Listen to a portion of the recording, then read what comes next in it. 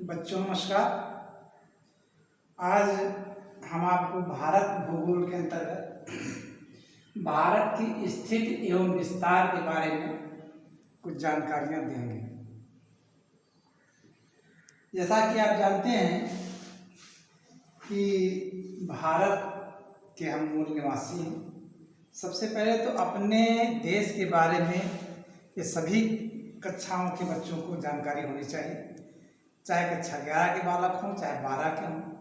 मूलतः ये लेसन कक्षा 11 में है, पहला लेसन, लेकिन फिर भी कक्षा 12 के लोगों को भी इसकी अच्छी तरह से जानकारी होनी चाहिए। भारत, ज़्यादातर सबसे पहला प्रश्न ये बनता है कि भारत किस गोलार्ध में स्थित है। तो इसमें बहुत से लोग कहते हैं पूर्वी गोलार्ध में स्थित है, कोई कहता है उत्तरी गोलार्ध में स्थित है, कोई कहता है दक्षिणी में। अब ये गोलार्ध क्या होता है इसको पहले आप समझ लें तो आपको स्वयं क्लियर हो जाएगा। गोलार्ध कहते हैं गोले के आधे भाग को। ये गोला हो गया।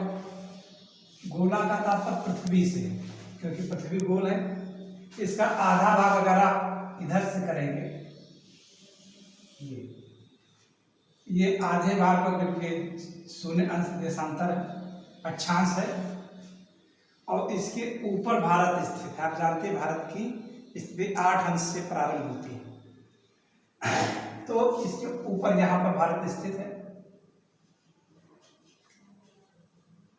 तो इस प्रकार से ये दक्षिणी गोलार्ध हो गया और ये साउथ में उत्तरी गोलार्ध। इससे स्पष्ट है कि भारत उत्तरी गोलार्ध में स्थित है। शून्य अंश के ऊपर उत्तरी गोलार्ध हो गया, नीचे दक्षिणी गोलार्ध। तो एक तो ये हो गया उत्तरी गोलार्ध में से। दूसरी स्थिति होती है कि अगर इसको खड़ा ऐसे गोला में विभाजित करें, इस प्रकार से दो गोलार्ध बनाते हैं, गोला के इधर उधर भाग करते हैं, तो क्या होता है कि ये इसकी स्थिति लगभग इधर होगी। यहाँ ये पूर्व की स्थिति हो गई, पश्चिम की स्थिति हो गई। इस हिसाब से ये भारत पूर्वी गोलार्ध में स्थित है। तो हम कह सकते हैं भारत उत्तरी और पूर्वी गोलार्ध में स्थित है। देशांतर के हिसाब से उत्तरी और अक्षांश के हिसाब से पूर्वी, दोनों भारत उत्तरी और पूर्वी गोलार्ध में स्थित है। अब दूसरा प्रश्न इसमें यह बनता है कि इसकी सीमाएं क्या हैं। इसकी सीमाओं को आप जानने के लिए हम देखिए आपको मानचित्र दिखाते हैं। मानचित्र से और स्पष्ट हो जाता है।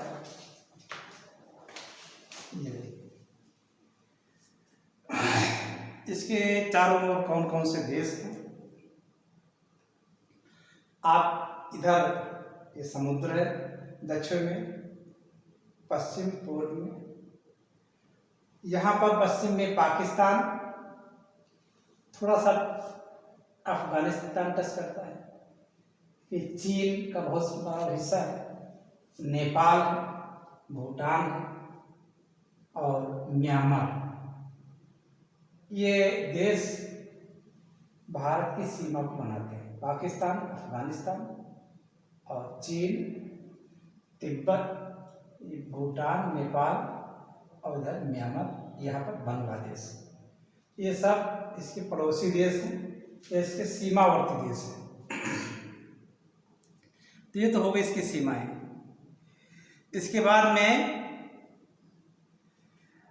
इसका अक्षांशीय और देशांतरी विस्तार क्या है।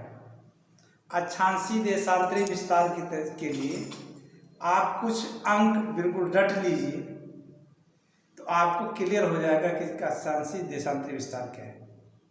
कौन से अंक रटना है आप रट लीजिए। 84,376 और 68,97,725। 84,376 से तात्पर्य है 84 में पहले 8 आता है फिर 4 आता है। इसका तात्पर्य 8 अंश 4 मिनट उत्तरी अक्षांश से लेकर के और 37 अंश 7 मिनट उत्तरी अक्षांश तक, लगभग 8 अंश से 37 अंश अक्षांशों के बीच में ये भारत स्थित है। अक्षांशीय विस्तार काफी मात्रा में है, यहाँ 8 से 8 अंश 4 से शुरू होकर के 37 अंश 6 मिनट उत्तर तक है। इसके बाद देशांतरी विस्तार में इधर उधर पूर्व पश्चिम में देशांतरी विस्तार इसका है 68 अंश 7 मिनट से लेकर के और 97 अंश 25 मिनट। यहाँ 68 7 है और इधर 97 25। तो कुल मिलाकर के अगर देखा जाए तो इसका विस्तार लगभग 30 अंश अक्षांश में भी है, क्योंकि 8 से 37 है तो 8 और 30 लगभग 30 के बीच में इसका अक्षांशीय और देशांतरी विस्तार फैला हुआ। तो इस प्रकार से अक्षांश और देशांतर का विस्तार हो गया। एक और इसमें इसका सबसे दक्षिणतम बिंदु इंदिरा पॉइंट माना जाता है, यहाँ पर है, जो इस समय समुद्र में डूब गया है, उसका अस्तित्व लगभग समाप्त प्राय हो गया है। लेकिन वो दक्षिणतम बिंदु है, वो यहाँ से और भी थोड़ा सा दक्षिण में है, तो उसका अक्षांश 6 अंश 45 मिनट है।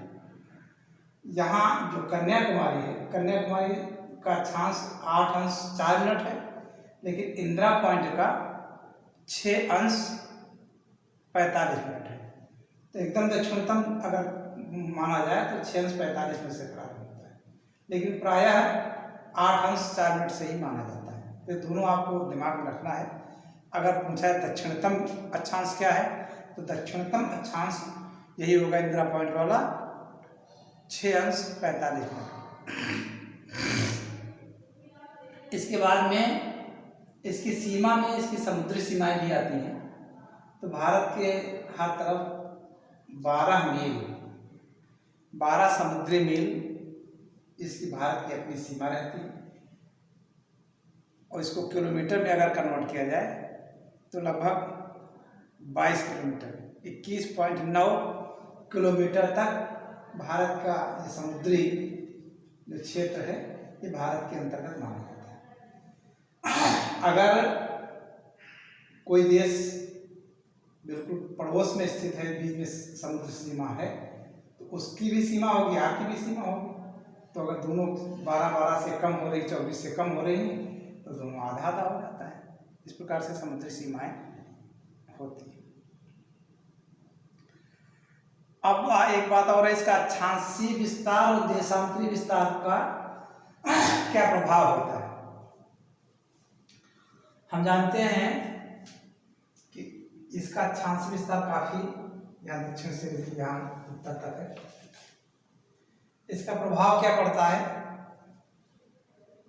विषुवत रेखा पर दिन और रात बराबर होते हैं। इसके ज्यों-ज्यों उत्तर हम बढ़ते जाते हैं, त्यों-त्यों दिन और रात की समय में अंतर आ जाता है।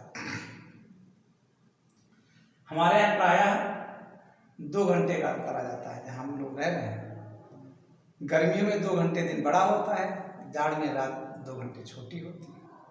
तो 24 घंटे में 2 घंटे का अंतर आ जाता है। और ये अंतर यहाँ पर कन्याकुमारी में नहीं है, बहुत कम है। वहाँ केवल मात्र 45 मिनट का अंतर है। गर्मी में, जाड़े में केवल 45 मिनट का अंतर है, क्योंकि विषुवत रेखा से बिल्कुल निकट, विषुवत रेखा में कोई अंतर नहीं होता है, बराबर रहता है दिन रात। और ज्यों-ज्यों उत्तर बढ़ते हैं त्यों-त्यों बढ़ता रहता है। और इसके और बिल्कुल उत्तरी सीमा में जाएंगे हम कश्मीर में, तो अंतर और जाता है, लगभग 5 घंटे का अंतर हो जाता है दिन रात के समय में। तो ये अक्षांशीय विस्तार का प्रभाव पड़ता है। दूसरा क्या है, देशांतरी विस्तार का प्रभाव क्या होता है। देशांतरी विस्तार से हम जानते हैं प्रत्येक देशांतर के बीच में 4 मिनट के समय का अंतर हो जाता है। इसका देशांतरी विस्तार लगभग 30 अंश का है। तो 30 को अगर 4 से गुणा करेंगे तो 30 3 चौक 12 120 मिनट। इधर के समय में, पूर्वी छोर के समय में और पश्चिमी छोर के समय में लगभग 120 मिनट का अंतर आ जाएगा समय का। 120 मिनट का मतलब 2 घंटे का। अगर यहाँ सूर्योदय 5 बजे होता है तो यहाँ पर सूर्योदय 7 बजे होगा, ये अंतर होता है। तो देशांतरी विस्तार जिन देशों का जितना ज्यादा होता है उतना ही अंतर आ जाता है। लेकिन पूरे देश के एक मानक अक्षांश बनाया गया है, उसी मानक अक्षांश का वो लगभग मध्य में रखा जाता है। भारत में हम इलाहाबाद के निकट से जो अक्षांश देखा जाती है 82.82 अंश